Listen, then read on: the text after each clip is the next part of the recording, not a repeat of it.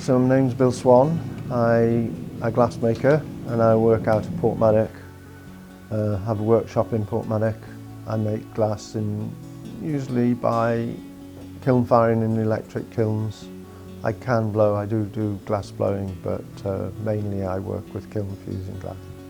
Well, the exhibition was a joint exhibition with Meic Watts, who's a slate worker. If all else failed, like the mess. We're both very interested in birds and murmurations of starlings. So that was one of the forerunners of the exhibition, and to work together. It's not an easy option, but it's quite an exciting way to earn a living. I found that I had to say yes to virtually everything that came my way. It allowed me to travel to various destinations.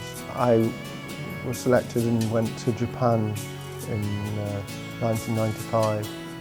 We'll never be rich from it, but it's given the opportunities to travel and to meet with other artists in all sorts of places. Well, there are so many really artists, craftspeople in the area that you can learn from.